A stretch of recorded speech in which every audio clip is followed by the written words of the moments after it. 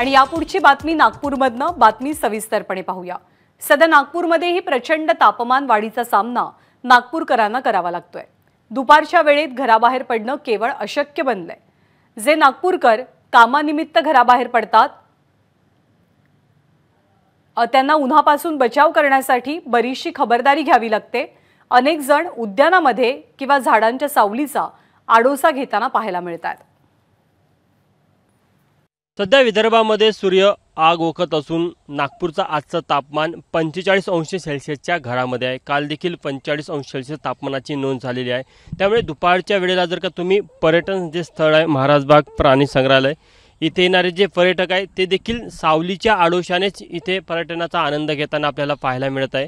कारण की ज्या प्रकारे कडक ऊन सध्या नागपूरमध्ये अनुभवायला मिळत आहे, त्यामुळे उन्हाच्या झळा आणि कडक ऊन या दुहेरी गोष्टीचा मारा नागपूरकरांना करावा लागत आहे। त्यातच उष्णतेची लाट देखील आपल्याला पाहायला मिळत आहे आणि पुढचे 2-3 दिवस असंच वातावरण राहील असं नागपूर वेधशाळेनं सांगितलेलं आहे। काही पर्यटक आहे गडचिरोली असेल, अकोला असेल, इथनं आलेले आहे। आपण त्यांना विचारूया।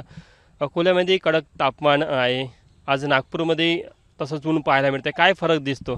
नागपूरमध्ये थोडा जास्त टेम्परेचर असल्यामुळे आता आम्ही परीक्षेसाठी आलेलो आहोत अकोल्यावरून।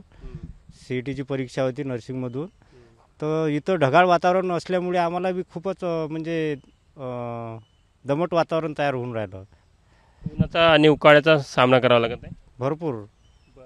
तुम्ही कुठून आले? आम्ही गडचिरोलीहून आलो होतो। गडचिरोली आणि नागपूरच्या तापमानात काय फरक दिसतो?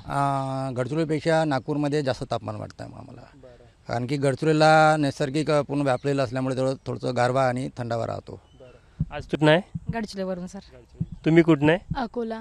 अकोल्यात नागपूरच्या तापमानात काय फरक आहे? अकोल्याला नागपूरला इथं 45 सेल्सिअस तापमान आहे आणि अकोल्याला 47 सेल्सिअस तापमान आहे। तिकडे भरपूर ऊन आहे, त्याच्यामुळे जास्तच इथे पण त्रास होत आहे उन्हाचा?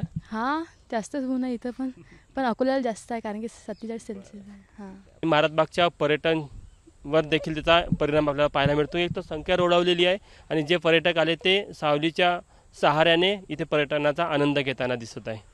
कॅमेरामॅन व्यंकटेश नायडूसह तुषार कोहळे, एबीपी माझा, नागपूर।